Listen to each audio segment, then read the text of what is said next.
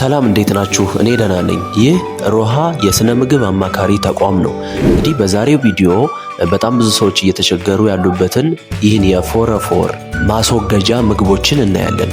እንግዲህ ፎረፎር ስንል በራስ ቅል ላይ ያሉ ቆዳዎች ድርቀት ነው።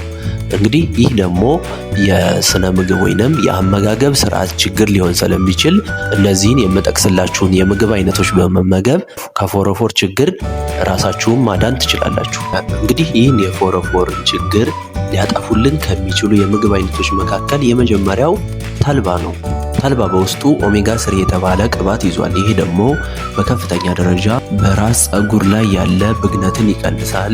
ከዛ በተጨማሪ ደግሞ የራስ ቆዳን ድርቀት በከፍተኛ ደረጃ ይቀንሳል። የራስ ፀጉርን እርጥበታማ እንዲሆን ያደርጋል። ከዛ ባሻገር ደግሞ ይህን ፎረፎር የምንለውን እየተፈረፈረ የሚወድቅ ቆዳን በከፍተኛ ደረጃ ይቀንስልናል። ሁለተኛ ላይ የምናየው ፎረፎርን የሚቀንስልን የምግብ አይነት ነጭ ሽንኩርት ነው። ነጭ ሽንኩርት በውስጡ አሊሲን የተባለ ውህድ ይዟል። ይህ ደግሞ በከፍተኛ ሁኔታ ለፎረፎር የሚያጋልጠንን ፈንገስ በመግደል ፎረፎርን እንዳይከሰት ያደርጋል ማለት ነው። ከዛ ባሻገር ደግሞ ወደ ራስ ቅል ወይንም ወደ ራስ ቆዳ ያለውን የደም ዝውውር የሰውነታችን ያለውን የደም ዝውውር እንዲጨምር ያደርገዋል። በዛ ጊዜ ከፍተኛ የሆነ ንጥረ ነገሮች ወደ ላይኛው ቆዳችን ክፍል ይመጣሉ። በዛ ጊዜ ቆዳችን ለስላሳና ፎረፎርን የሚከላከል ይሆናል። በሶስተኛ ደረጃ የምናየው የምግብ አይነት ደግሞ እንቁላል ነው።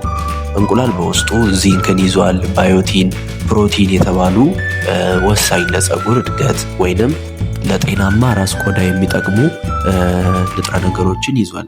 እነዚህ ምን ያደርጋሉ ስንል በከፍተኛ ደረጃ ጤናማ የሆነ የፀጉር አበቃቀል እንዲኖረን ያደርጋል።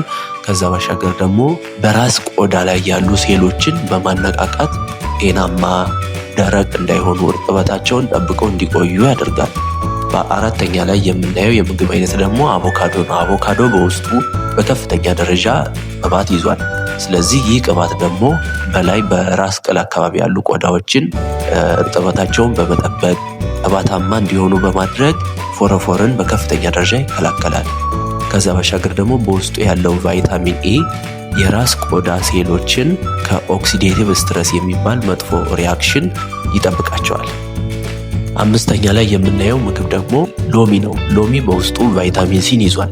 ይህ ቫይታሚን ሲ ደግሞ ለቆዳችን አስፈላጊ የሆነውን ኮላጅን የተባለውን ወሳኝ የሆነ ኮምፓውንድ ወይንም ውህድ እንዲመረት ያደርጋል። ይህ ኮላጅን የሚባለው ኮምፓውንድ ደግሞ ለቆዳችን በጣም አስፈላጊ የሆነ እርጥበቱን ጠብቆ ጤናማ ሆኖ ድርቀት እንዳይፈጠርበት የሚያንጸባርቅ ወይንም ያማረ ቆዳ እንዲኖረን ያደርጋል።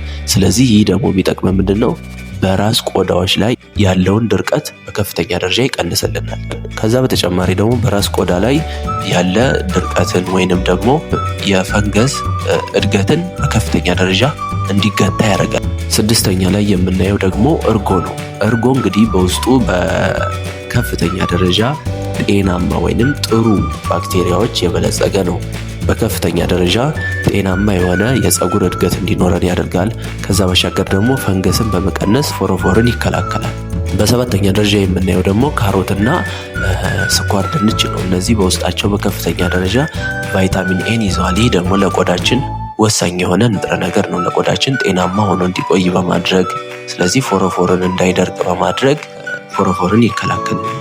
ከዛ ባሻገር ደግሞ እነዚህ ቫይታሚን ያለባቸው ምግቦች የራስ ቆዳ ላይ ያሉ ሴሎችን እንዲታደሱ በማድረግ ጤናማ እንዲሆኑ በማድረግ ጤናማ የሆነ የቆዳ የእርጥበት መጠን እንዲኖረን ያደርጋል። ቪዲዮ ጠቃሚ ሆኖ ካገኛችሁት ቪዲዮን ላይክ በማድረግ ቻናሉን ሰብስክራይብ በማድረግ እነዚህንና መሰል የጤና ነክ መረጃዎችን ያገኛሉ።